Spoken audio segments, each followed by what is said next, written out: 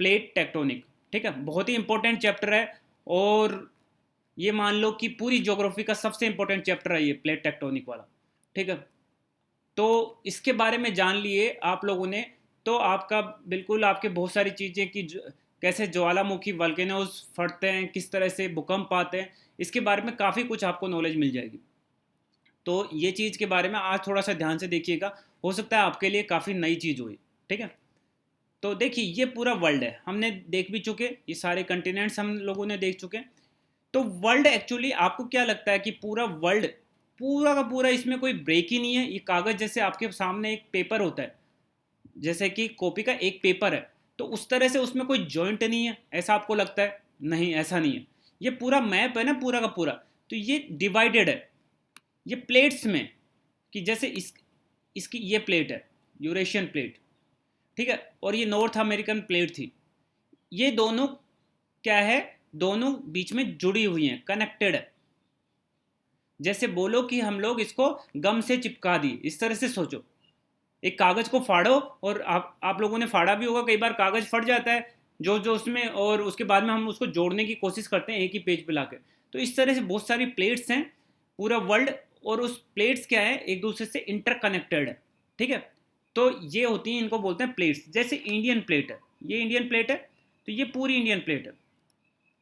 अब आप बोलोगे सर ये तो ये इंडिया प्लेट है, पर इंडिया की प्लेट यहाँ तक ही है। नहीं, कल की क्लास में भी आप लोगों को बताया था, इससे पहले भी बताया था, कि जो लिथोस्फेयर होता है, जो लिथोस्फेयर होता है वो क्या होता है, Continental plate, Continental crust, plus जो ओशियनिक बेसिन, मतलब ओशियनिक बेसिन, ओशन के नीचे जो पानी के नीचे वाली सतह होती है, उन दोनों को मिला के एक ही लिथोस्फेयर बनता है। ठीक है, ये चीज़ आपको पता रहनी चाहिए, है ना। तो मान लो इंडियन प्लेट है, तो इतने में तो, इस प्लेट में क्या है, इतने में तो ये मान लो कि पूरा अपना ज़मीन है जहाँ पे हम लोग रहते हैं। ठीक है, सॉलिड पार्ट। और ये इसमें क्या है, ये थोड़े गहराई पे था, तो इसमें क्या हुआ, पानी भर गया टाइम के साथ में, इसमें क्या हो गया, पानी भर गया। तो ये पूरी पूरी एक प्लेट है।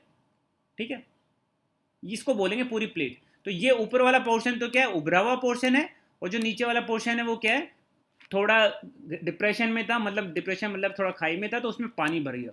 तो ये एक प्लेट हो गई, इंडियन प्लेट। सेम इस तरह से बहुत सारी और प्लेट है। यूरेशियन प्लेट देखो कितनी बड़ी यूरेशियन प्लेट है, आप यहाँ से स्टार्ट करोगे, ये पूरी यूरेशियन प्लेट है। ये अफ्रीकन प्लेट है।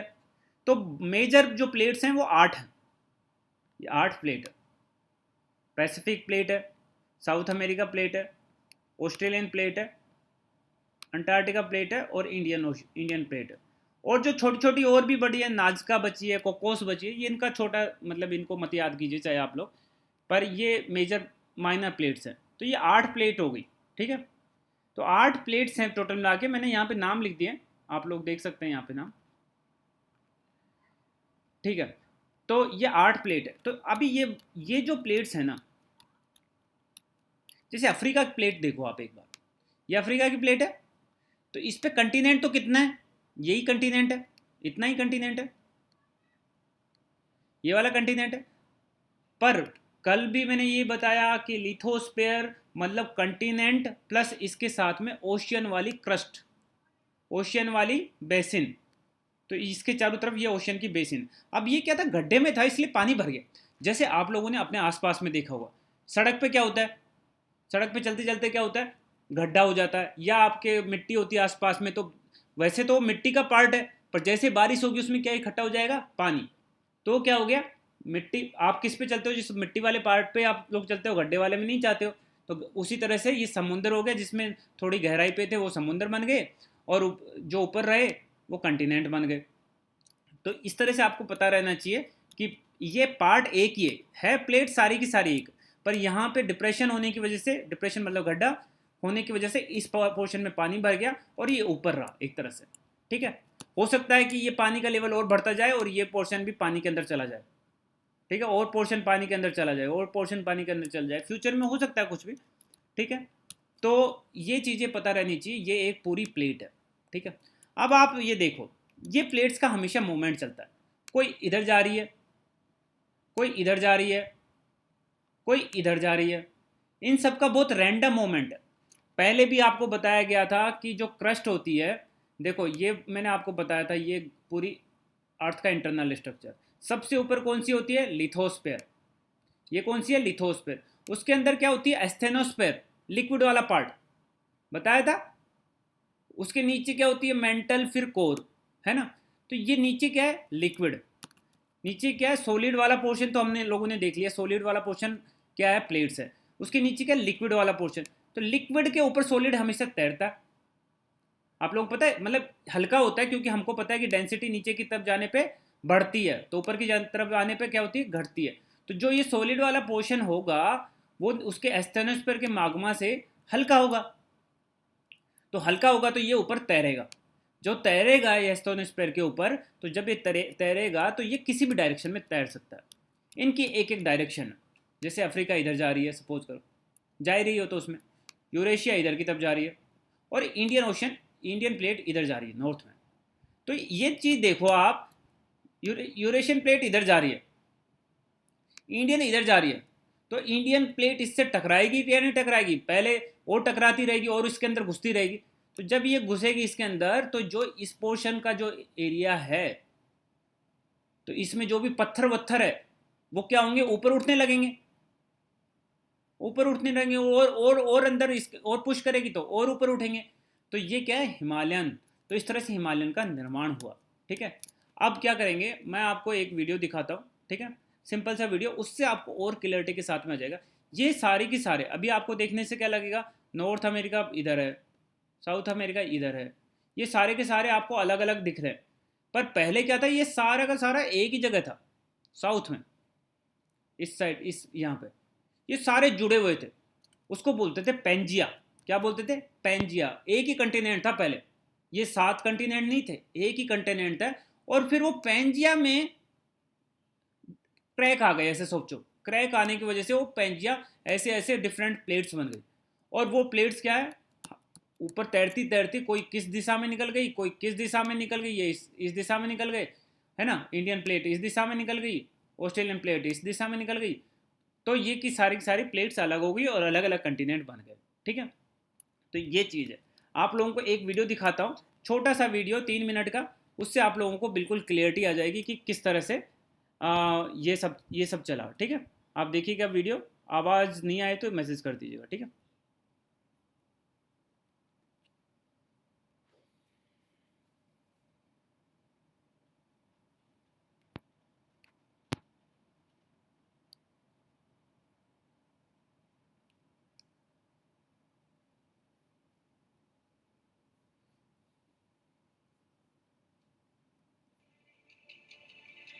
आज से करीब 33 करोड़ साल पहले हमारी धरती पर अलग अलग महाद्वीप नहीं थे। इनका विघटन 17 करोड़ साल पहले शुरू हुआ। उस वक्त सिर्फ एक सुपर कॉन्टिनेंट अर्थात एक महाखंड हुआ करता था, जिसे नाम दिया गया पेंजिया।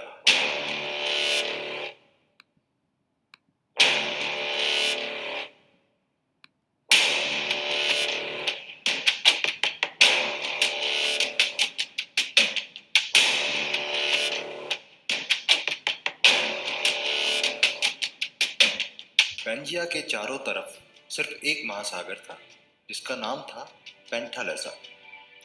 आज के सारे खंड इसी पेंजिया से विघटित होकर बने हैं। ये थ्योरी देने वाले वैज्ञानिक एल्फ्रेड वैगनर थे। उनका ये मानना था कि उसी वक्त उस महाखंड पर रेंगने वाले जीवों का विकास हुआ। पृथ्वी के गर्भ में लगातार प्लेट्स खिसकती रहती हैं, जिसके चलते धरती पर लगातार बदलाव होते रहते हैं।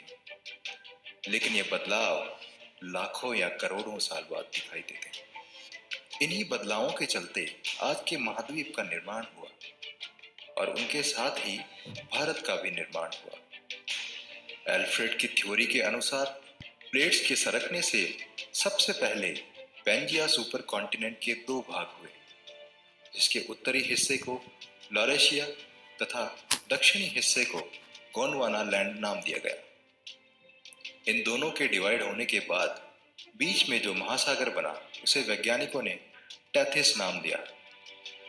देखिए कैसे आज के भारत, अंटार्कटिका और ऑस्ट्रेलिया जिक्सॉ पजल की तरह आपस में फिट बैठते हैं। पेंजिया से अलग हुए उत्तरी महाद्वीप लॉरेशिया में आज के एशिया, यूरोप और उत्तरी अमेरिका जैसे महाद्वीपों का निर्माण हुआ, जबकि गोंडवाना लैंड में से दक्षिणी अमेरिका, अफ्रीका, ऑस्ट्रेलिया और अंटार्कटिका जैसे महाद्वीप बने। हमारा देश भारत भले ही आज भौगोलिक रूप से एशिया का भाग हो, लेकिन भारत का भूमि भाग उस वक्त वास्तव में गोंडवाना लैंड महाद्वीप का हिस्सा था। आज का अफ्रीका और भारत एक ही प्लेट पर टिके थे।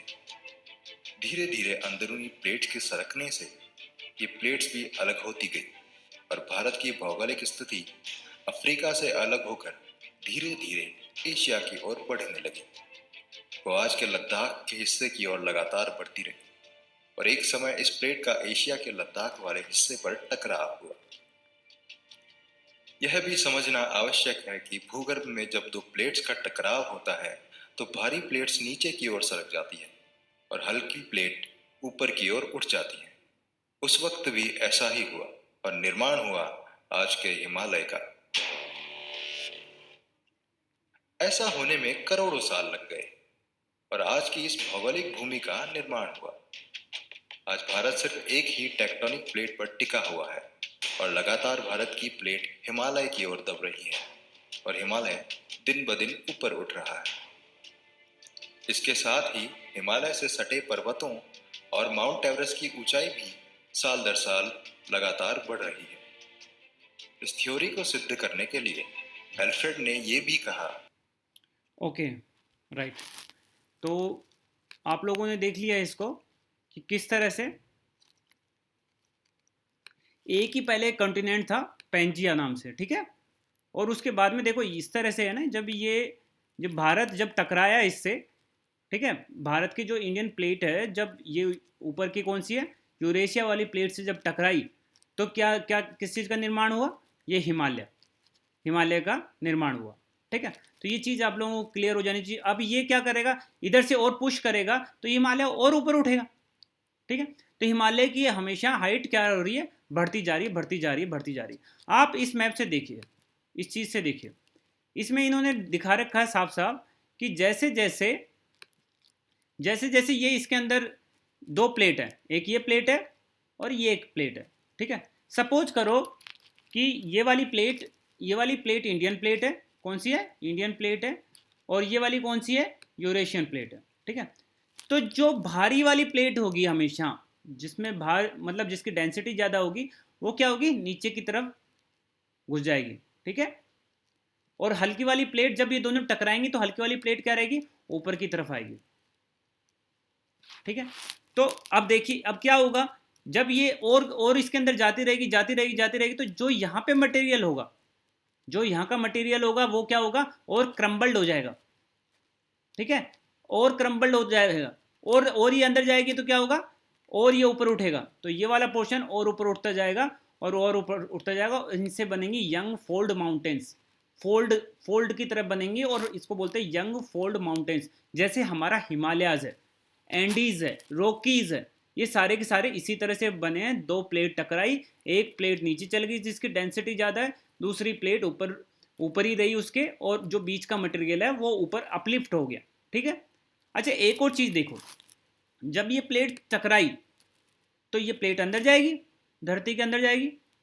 धरती के अंदर क्या है, टेम्परेचर ज़्यादा है, ज़्यादा टेम्परेचर है ना, ज़्यादा टेम्परेचर की वजह से इसकी जो क्रस्ट है वो पिघलने लगेगी ना, नीचे टेम्परेचर की वजह से। जब पिघलने लगेगी तो उसका क्या बन जाएगा, लावा, और ये लावा क्या होगा, ऊपर उठेगा और ऊपर उठता जाएगा लगातार कई लाखों साल बाद में ये क्या होगा, फट के बाहर निकलेगा, ठीक है।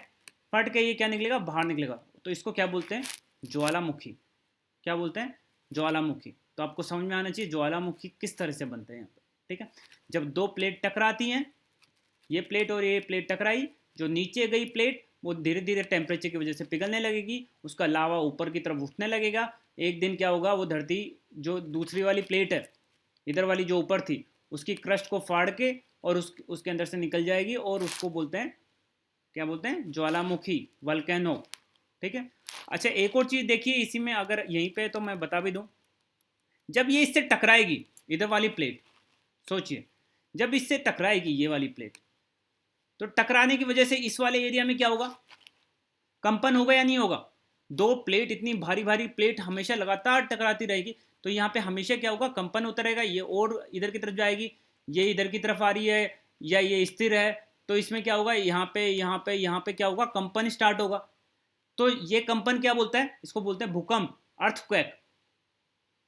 इस एरिया में अर्थक्वेक आएगा। इस पॉइंट को बोलेंगे जहाँ पे ये टकराने की वजह से पहली बार कोई कंपन स्टार्ट हुआ, उसको बोलेंगे फोकस, ठीक है। और इसके ऊपर धरती की सतह पे जब हमको फील होगा, यहाँ पे हम लोग सपोज करो यहाँ पे हम लोग रहते हैं, यहाँ पे हम लोग रहते हैं, तो इसके ऊपर को इसको इसको बोलते हैं एपिसेंटर, ठीक है।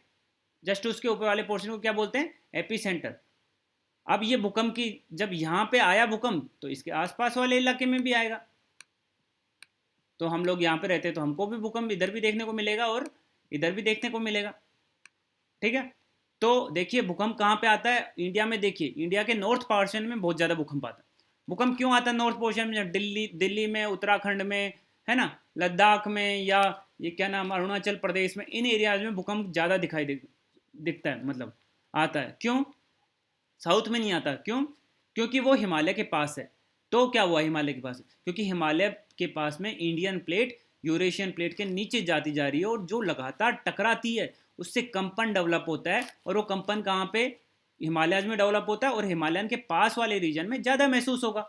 जैसे जैसे हम हिमालय से दूर जाते जाएंगे, साउथ की तरफ आते जाएंगे, आपने कभी, अगर आप नागपुर में रहते हैं तो कभी ज़्यादा भूकंप आपने फील नहीं किया होगा, पर दिल्ली आइए, आपको हर महीने ही लगभग कुछ एक ना एक भूकंप का ट्रेमर वो पता चल जाएगा, ठीक है। ये चीज़ें आपको क्लियर हो जानी चाहिए, ठीक है। तो ये मैं ये चीज़ दिखाना चाह रहा था आपको, आई थिंक किस तरह से वल्केनो बनते हैं, किस तरह से इसमें मतलब अर्थक्वेक आते हैं। तो अगर आपको ये क्लियर हो गया तो बहुत बढ़िया भाई, ठीक है। तो इसको हम अब अपनी स्लाइड को कंटिन्यू करते हैं, अब आपके लिए इजी पड़ जाएगा, ठीक है। अब देखिए, आई थिंक क्लियर हुआ होगा आप लोगों को, है ना। थोड़ा इतना आसान चीज़ नहीं है। प्लेट टेक्टोनिक मतलब एक तरह से, प्लेट टेक्टोनिक मतलब प्लेट्स का मोमेंट एक तरह से, ठीक है। सारी जो प्लेट्स हैं, तो आप लोगों को ये चीज़ पता होगी, पहले यहाँ पे क्या था, ये सारी प्लेट एक ही प्लेट थी पहले, जिसका नाम क्या था, पेंजिया। क्या था, पेंजिया। फिर पेंजिया क्या, दो पार्ट में डिवाइड हुआ, ऊपर वाले को बोल दिया लोरेशिया, नीचे वाले पार्ट को बोल दिया गोंडवाना लैंड, ठीक है। और फिर ये लोरेशिया भी डिफरेंट प्लेट्स में, यूरोप में, नॉर्थ अमेरिका में, इनमें डिवाइड हो गया, और गोंडवाना लैंड भी ये इन सब प्लेट्स में डिवाइड हो गया, और आज आके लगभग 8 मेजर प्लेट्स हैं हमारे पास में, ठीक है। कोई 8 बताता है, एटलीस्ट 9 बताता है, आपको उससे ज़्यादा से कोई मतलब नहीं है, ऐसा कोई पूछता नहीं 8 है 9 है, इस तरह से नहीं पूछता कोई, पर आपको पता रहना चाहिए इनका ओरिजिन किस तरह से हुआ, ठीक है। अब पढ़ते हैं। देखो अगर ये प्लेट, इंडियन प्लेट ऐसे जा रही है, ठीक है, ऊपर की तरफ जा रही है इंडियन की प्लेट, मोमेंट इस तरह से, इसलिए हिमालय की हाइट भी बढ़ रही है, अब समझ में आ गया होगा आपको, ठीक है। और ये यूरेशियन प्लेट इस तरह से जा रही है, सपोज करो, तो ये इसमें टकराएगी, इस तरह से जा रही है, और सपोज करो नीचे आ रही है, कुछ भी नीचे आ रही है, या इस तरह से इस तरह, तो इससे टकराएगी।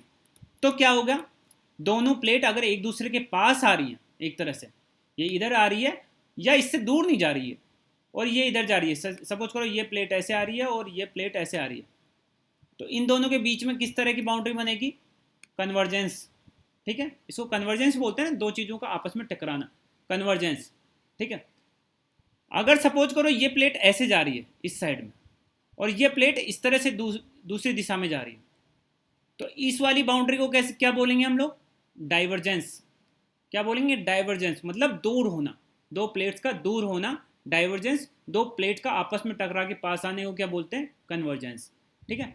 और कोई प्लेट सपोज करो इस दिशा में जा रही है, और कोई साइड वाली प्लेट इस दिशा में जा रही है, ठीक है, इसको बोलेंगे तीसरी ट्रांसफॉर्म प्लेट, ठीक है। कौन सी प्लेट, ट्रांसफॉर्म प्लेट। अब मेरे को ये बताइए, इस डायग्राम को देख के, ट्रांसफॉर्म में मतलब दोनों एक दूसरे के ऊपर स्लाइड करती, एक इस दिशा में जाएगी तो दूसरी उसके मतलब ये इधर इधर जा रही है, तो टकराएगी नहीं, इसके साइड से स्लिप होगी, एक तरह से इस तरह से होगी। तो आप ये बताइए, जब कन्वर्जेंस हुआ, दोनों प्लेट्स मिली, ये प्लेट्स इधर जा रही है, और सपोज करो ये वाली प्लेट इधर आ रही है, इसका मोमेंट यूरेशियन का इस तरह का नहीं है, पर फिर भी सपोज कीजिए अभी हम लोग थोड़ा इजी रखने के लिए मैं बता रहा हूँ कि मान लो ये प्लेट इस साइड में आ रही है, तो क्या क्या बनेगा, क्या क्या एक्टिविटी होगी इस एरिया में जहाँ पे ये दोनों मिलेंगी, इस बाउंड्री की, कन्वर्जेंस बाउंड्री के। एक तो माउंटेन्स बनेंगे, क्लियर हो गया। अभी बताया हिमालय किस तरह से बनता है, जो बीच का मटेरियल ऊपर उठ जाएगा।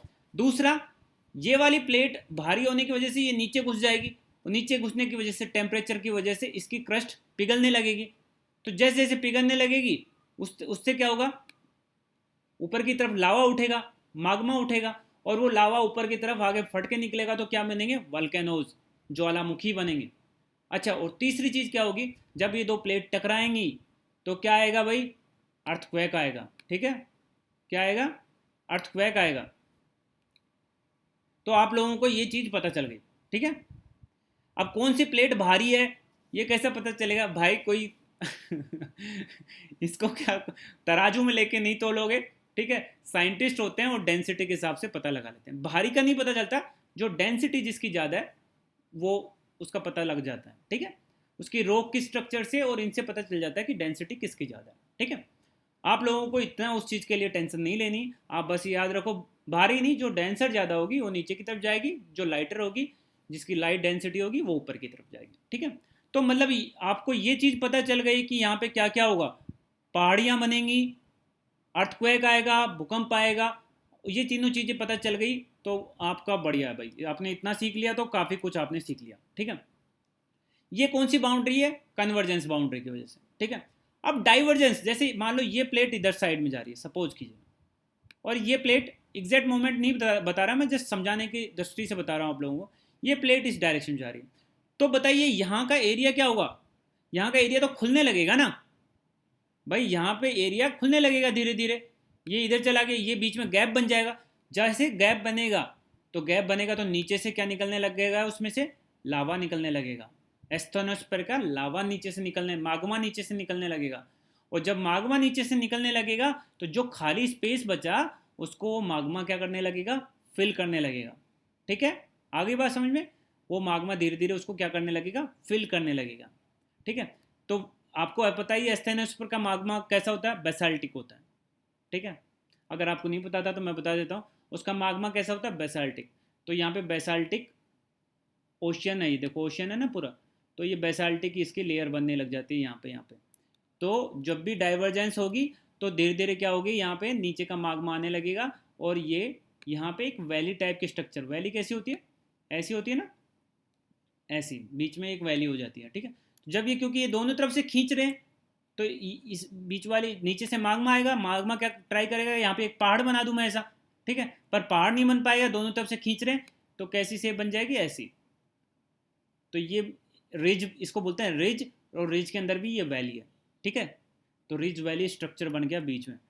ठीक है, जहाँ पे भी डाइवर्जेंट बाउंड्री होंगी। और ये बताइए मेरे को, जब ये इधर की तरफ जाएगा, कोई इधर की तरफ जाएगा, जब नीचे से माग्मा आएगा और ये इसने अपनी छोटी सी रिज बना दी, ठीक है, तो जब नीचे से और ये इधर खिसकेगा और माग्मा आएगा, तो और माग्मा आके फिर ऊपर वाली से टकराएगा, तो छोटे छोटे ट्रेमर्स भी फील होंगे। ट्रेमर्स मतलब छोटे छोटे भूकंप के झटके भी महसूस होंगे, पर ये हल्के होंगे। ठीक है, इतने भारी नहीं होते, भारी वाले भूकंप इधर इन्हीं में आता है जहाँ पे कन्वर्जेंस होता है। यहाँ पे देखिए, यहाँ पे इस वाली चीज़ में देखिए, ये कौन सी प्लेट है, पैसिफिक प्लेट, और ये कौन सी है, नॉर्थ अमेरिकन प्लेट, ये कौन सी है, south American. Pacific plate, suppose कीजिए ये मोमेंट है पैसिफिक प्लेट का, और इसका ये मोमेंट है, तो ये दोनों टकराएंगी, तो हिमालय की तरफ फिर से यहाँ पे वो बन जाएगी, पहाड़ियाँ बन जाएंगी। तो इन पहाड़ियों को बोला रॉकी, और यहाँ पे टकराएंगी, नाजका है वैसे तो इसका नाम, इसका एक छोटी प्लेट भी है पैसिफिक की, टूटी हुई, तो नाजका है, पर आप ऐसे ही सोचो पैसिफिक प्लेट ही। जब ये इससे साउथ अमेरिका से, ये साउथ अमेरिका इस तरह से आ रहा है, तो ये दोनों टकराएंगे, तो यहाँ पे क्या बन गया, एंडीज। ठीक है, और फोल्ड बन के हुआ ना, ये सारा का सारा जो मटेरियल जो बीच का था, दो प्लेट्स के टकराने से जो बीच का मटेरियल ऊपर उठा, फोल्ड होके हुआ, इसलिए इनको बोलते हैं fold mountains. Young fold mountains है एक्चुअल में इनका नाम, क्योंकि ये बहुत रिसेंटली बनी है वर्ल्ड की टाइम के हिसाब से। तो यहाँ पे एंडीज बन गए, तो देखिए एंडीज, रॉकीज, और यहाँ पे ये कौन सा है अपना, हिमालयाज, और यहाँ के एल्प्स भी, ये अफ्रीकन प्लेट ऐसे गई और इससे टकराई, और यहाँ पे एल्प्स। तो ये सारे के सारे यंग फोल्ड माउंटेन्स हैं, क्यों? क्योंकि दो प्लेट्स टकराई, डेंसर प्लेट नीचे गई, बीच का मटेरियल क्रम्बल्ड होके फोल्ड होके ऊपर की तरफ उठा, तो उससे क्या हो गई? माउंटेन्स बन गई। अच्छा, यहाँ पे भी आप देखेंगे कि दो प्लेट टकराई हैं, तो यहाँ पे भी बहुत सारे वल्केनोज बन जाएंगे, यहाँ पे भी बन जाएंगे, अर्थक्वेक भी आएंगे। तो यहाँ पे इस एरिया में पूरे में वल्केनोज ही वल्केनोज है, बहुत ही ज़्यादा वल्केनोज है। इसी तरह से पैसिफिक के उस साइड में जाएंगे, दूसरी साइड में, तो उधर भी दिखेगा, इधर भी। तो इसको बोलते हैं Pacific ring of fire. Ring of fire क्यों बोलते हैं? क्योंकि हर टाइम पे वहाँ पे आग लगी रहती है, ज्वालामुखी की तरह ज्वालामुखियाँ ऊपर निकलती रहती है, माग्मा। तो इसको बोलते हैं पैसिफिक। अरे भाई थोड़ा हिंदी में लिख दो यार, इतना समझ में नहीं आता, ठीक है। तो पैसिफिक यहाँ से, अब सुनामी वगैरह के बारे में अलग से बात कर लेंगे हम लोग, किस तरह से डेवलप होती है। सुनामी एक तरह से अर्थक्वेक के आने से ही डेवलप होती है, ठीक है। तो ये पैसिफिक रिंग ऑफ फायर हो गया, ठीक है। मेरे को थोड़ा सा एक्सप्लेन कर लीजिए, फिर आपके क्वेश्चंस भी ले लेंगे। तो मैंने ये नीचे इसको और डिटेल में बता दिया। डाइवर्जेंट प्लेट बाउंड्रीज देखिए, कन्वर्जेंट, कन्वर्जेंस मतलब दोनों आपस में भिड़ेंगे, डाइवर्जेंस मतलब दूर होंगी। देखो ये डाइवर्जेंस है, ये इधर गई, ये इधर गई, और बीच का मागमा क्या हुआ? ये गैप को भरने के लिए बीच का मागमा आ गया, और ये छोटी छोटी पहाड़ियाँ बना दी इसने, ठीक है। तो इसको बोलते हैं क्या? रिज। और ओशियन में ही होती है, ठीक है। तो इससे क्या बनी? ओशियनिक क्रस्ट, ठीक है। और यहाँ पे अर्थक्वेक और लगातार मागमा नीचे से निकलता रहता है, ठीक है, पर हल्का अर्थक्वेक आता है, ठीक है। दूसरा होता है कन्वर्जेंट, जब आपस में भिड़ेंगे। देखो ये वाली, मान सपोज करो इंडियन प्लेट है, यहाँ पे अमेरिकन प्लेट लिखा हो, पर आप सोचो इंडियन प्लेट है, और इधर की तरफ ये क्या है? यूरेशियन प्लेट है, ठीक है। तो ये जब इंडियन प्लेट क्या होगी? भारी होने की वजह से सपोज करो ये नीचे की तरफ दब गई, दब गई। नीचे की तरफ दब जाने से क्या होगा? ये जो माग्मा है, ये जो इसकी क्रस्ट थी, जो नीचे टेम्परेचर की वजह से वापस से ऊपर की तरफ उठने लगेगी, और ये फट के बाहर वल्केनो निकल जाएगा, ठीक है। और जब यहाँ पे टकराएगी, वहाँ पे क्या हुआ? ये किसका साइन है? भूकंप का। यहाँ पे क्या आ जाएगा? भूकंप, ठीक है, अर्थक्वेक। तो आपको पता होना चाहिए यहाँ पे क्या अर्थक्वेक भी डेवलप होता है, यहाँ पे नई माउंटेन्स भी। और यहाँ पे जो मटेरियल होगा वो क्या होगा? मटेरियल क्रम्बल्ड होके क्या बन जाएगा? पहाड़ियाँ, माउंटेन्स। तो माउंटेन्स बन गई, अर्थक्वेक बन गया, और यहाँ पे क्या बन गया? वल्केनो। तीनों तरह के बनेंगे। इसमें क्या हुआ? ओशियनिक क्रस्ट बनती रहेगी, क्योंकि ये हटती रहेगी, नई क्रस्ट बनती रहेगी, यहाँ से नीचे से मागमा आके इसके चिपकता रहेगा, है ना। और फिर और ये साइड में चली जाएगी, फिर वो नया मागमा चिपकता रहेगा, और रिज बनेंगे। और यहाँ पे भी हल्के हल्के वल्केनो और हल्के हल्के वो अर्थक्वेक्स आते रहते हैं। तो ये तो होगी डाइवर्जेंट, और ये होगी कन्वर्जेंट। आप लोग मराठी में मतलब ढूंढ लेना, आराम से मिल जाएगा, ठीक है। ये सोचिए, यहाँ पे अर्थ की क्रस्ट खत्म हो रही है नहीं हो रही है? देखेंगे तो आप सोचिए, जो क्रस्ट थी, जो ये क्रस्ट थी, ये तो या पिघल जा रही है ना, यहाँ पे तो नई क्रस्ट नहीं बन रही, ये तो जो क्रस्ट थी वही पिघल के ऊपर ज्वालामुखी बन गई। तो यह इसको बोलते हैं डिस्ट्रक्टिव प्लेट बाउंड्री। डिस्ट्रक्टिव मतलब यहाँ पे क्रस्ट खत्म होती है, खत्म हो रही है, तो इसको बोलते हैं डिस्ट्रक्टिव। और यहाँ पे क्या हो रहा है? ये जब साइड में हो रही है, तो नीचे से धरती के अंदर से माग्मा निकल रहा है, और इसके चिपक के नई बाउंड्री बन रही है, तो इसको बोलते हैं कंस्ट्रक्टिव।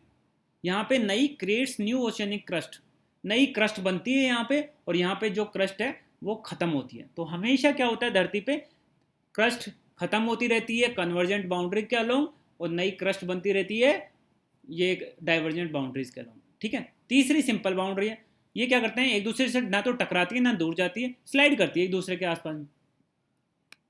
जब स्लाइड करेगी तो जब स्लाइड की तो बीच में ना तो गैप बना कि माग्मा नीचे से आए, ना एक दूसरे के नीचे मतलब डेंसर नीचे घुसी जिससे कि लावा ऊपर उठे, तो वल्केनो तो होता ही नहीं है इसमें, नो वल्केनो। हाँ, पर दोनों एक दूसरे से टकरा के ऐसे पास पास से ये बोलिए कि स्लाइड होके निकल रही है, तो यहाँ पे क्या होगा? यहाँ पे एक दूसरे को अर्थक्वेक जरूर बन जाएंगे। क्या बन जाएंगे? अर्थक्वेक, ठीक है। क्योंकि बहुत सारे पत्थर, ऐसे सोचो कि बहुत सारे पत्थर एक दूसरे से कनेक्टेड है, तो स्लाइड होंगे, तो जब टूटेंगे तो एकदम से अर्थक्वेक आएगा, ठीक है। इस तरह से सोचिए। और तीसरा, इसमें ना तो प्लेट डिस्ट्रॉय होगी, ना नई प्लेट बनेगी, कंजर्व रहेगी, मतलब जितनी प्लेट है उतनी ही की उतनी रहेगी, ठीक है। तो ये तीनों प्लेट्स के बारे में आई थिंक इतना आपको पता चल गया, तो आपके बिल्कुल कोई एग्जाम में इससे ज़्यादा तो पूछने से नहीं रहे।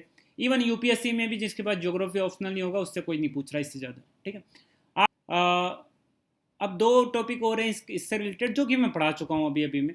एक वल्केनो है और एक अर्थक्वेक है। उसको थोड़ा सा अलग से और एक बार दिखा दिया मैंने कि जैसे वल्केनो में क्या होता है, नीचे से जो मोल्टन माग्मा है, ठीक है, वो माग्मा क्या करेगा, ऊपर की तरफ उठेगा, उसको लावा बोल देते हैं, ऊपर आ जाता है तो लावा उठेगा, और ये जब उठता रहेगा और एक ऐसा टाइम आएगा जब ये इससे ब्लास्ट होके बाहर निकलेगा। उसमें ब्लास्ट होके बाहर निकलता है, उसमें क्या बहुत सारी ऐश निकलती है और गैसेस निकलती हैं, ठीक है। तो ये एक तरह से माग्मा किस तरह से बाहर निकलता है, ये अर्थ की क्रस्ट है और क्रस्ट को फाड़ते हुए बाहर निकलता है, ठीक है। एक बार फट गया तो एक लेयर इतना छोटा छोटा पहाड़ी बन जाएगी, दोबारा फिर से फटा तो और वो ऐश आएगी, वो उसके ऊपर और बड़ा बड़ा एक तरह से वल्केनो बन जाएगा। इसे कई सालों में इस तरह से कंपोजिट वल्केनोज बनते हैं, ठीक है। उसके अलावा देखिए जो जिससे बाहर निकलता है इसको वेंट बोलते हैं। वेंट से भी ज़्यादा इंपॉर्टेंट है ये वाला पोर्शन जो ऊपर वाला है, इसको बोलते हैं क्रेटर। तो क्या होता है कि ऐसा नहीं है कि ये वल्केनो आज फट गया तो फिर कल फट जाएगा, ऐसा नहीं होता। इसमें क्या होता है, आज फट गया फिर हो सकता है कि 1000 साल तक फटे ही ना। तो ये जो क्रेटर होता है ऊपर वाला पोर्शन, ये थोड़ा डिप्रेशन वाला पोर्शन होता है। डिप्रेशन मतलब इसमें ऐसे थोड़ा सा गैप रहता है। तो इसमें क्या होता है, बारिश वारिश आने की वजह से इसमें क्या पानी जमा हो जाता है, तो ये झीलें बन जाती हैं। आपको तो छोटा दिख रहा है एक डायग्राम में, पर बहुत बड़े होते हैं वल्केनो।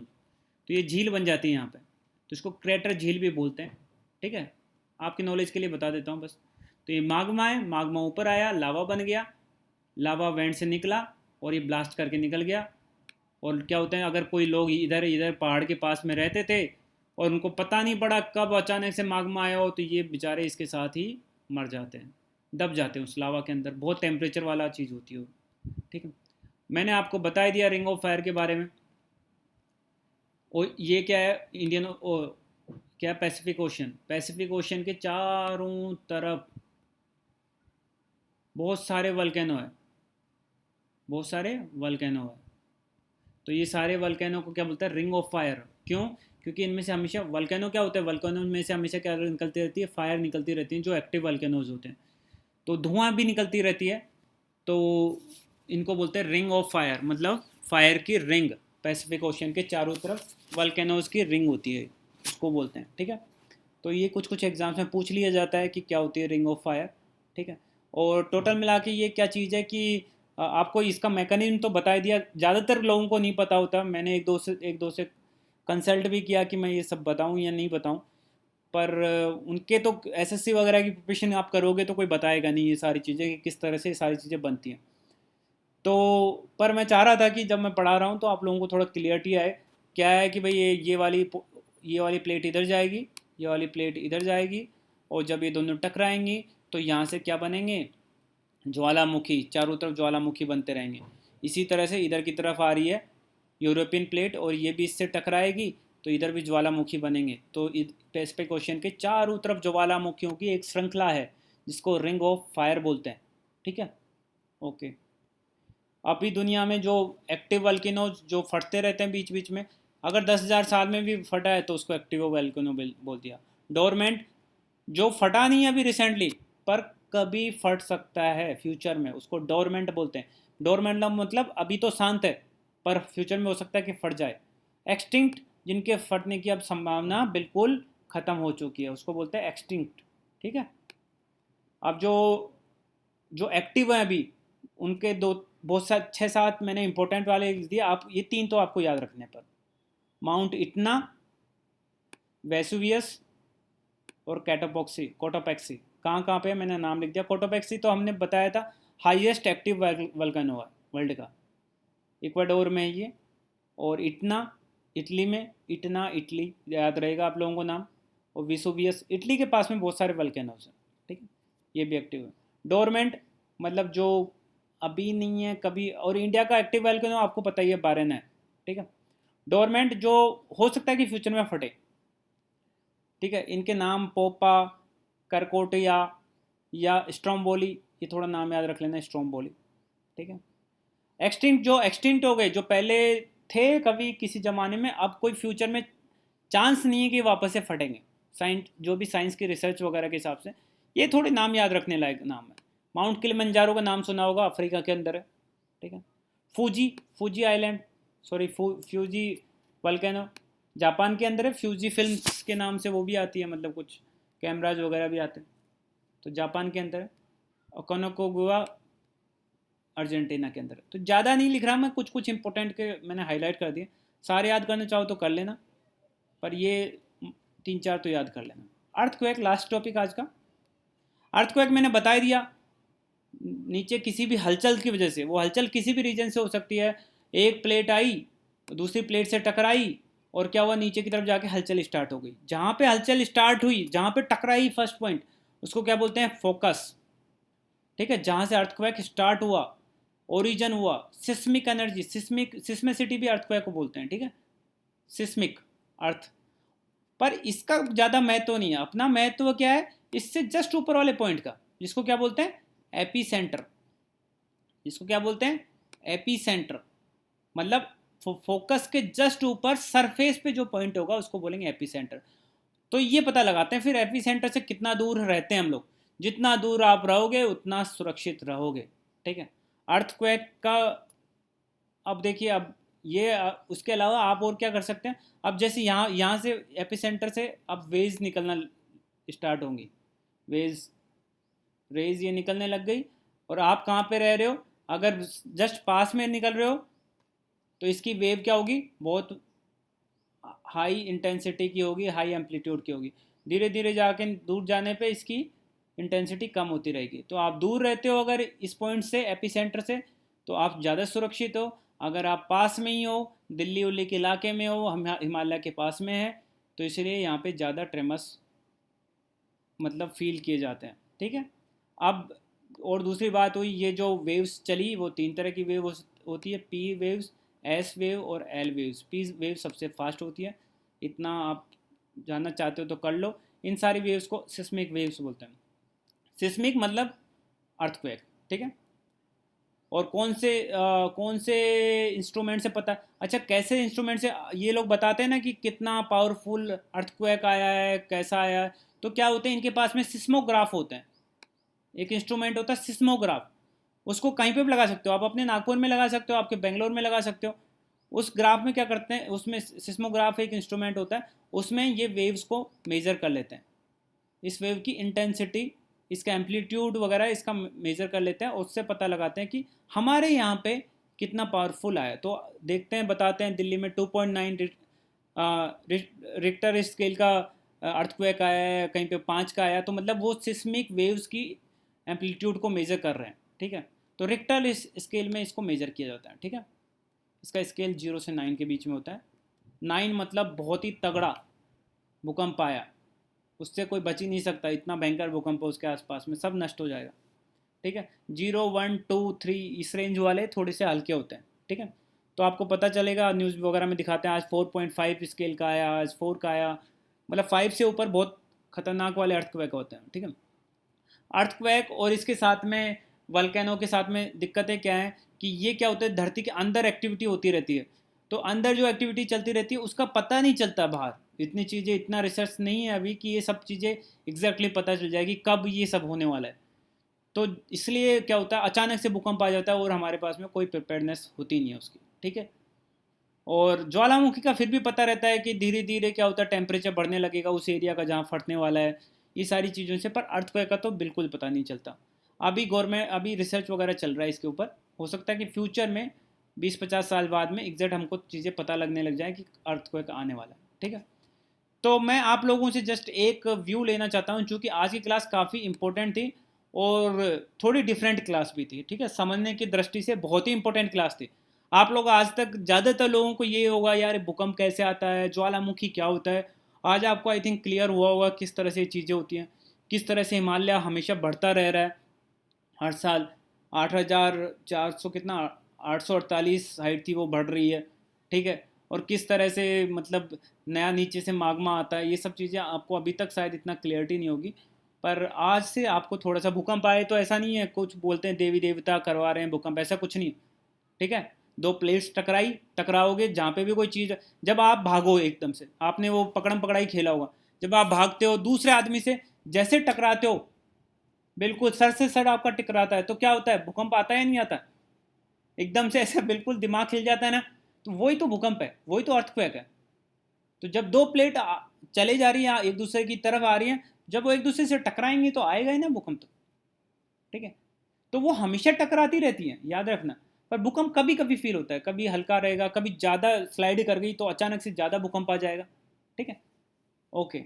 चलिए, आप लोगों को कितना समझ में आया, थोड़ा मेरे को मैसेज करके बताइए इसमें कि आज की क्लास वाला, आज की पर्टिकुलर क्लास वाला कैसा आपको लगा, आपको थोड़ी क्लैरिटी आई इन सब चीज़ों से कि किस तरह से क्या चीज़ें होती हैं, थोड़ा बताइए मुझे।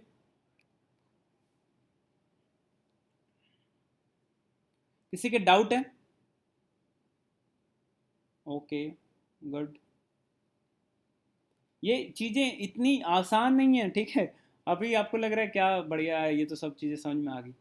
पर एक्चुअल में देखा जाए तो ये चीज़ें अगर आप बुक से पढ़ने जाओगे तो आपका दिमाग चकरा जाएगा ये सब चीज़ों में। और बताइए भाई, कोई और बता नहीं रहा, बिल्कुल समझ में नहीं आया क्या? ओके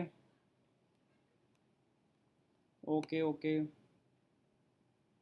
बोल रहे हैं कि दो तीन, हाँ बिल्कुल पढ़ना पड़ेगा, दो तीन बार क्या, बहुत बार पढ़ना पड़ेगा। ठीक है, आप लोगों को मेरे रिक्वेस्ट है, अगर आपको कभी कोई चीज़ देखो, कभी कोई चीज़ अगर मान लो कि ऐसे पीडीएफ से समझ में ना आ रहा हो, तो आप वीडियोज़ को देख लेना यूट्यूब पे, है ना।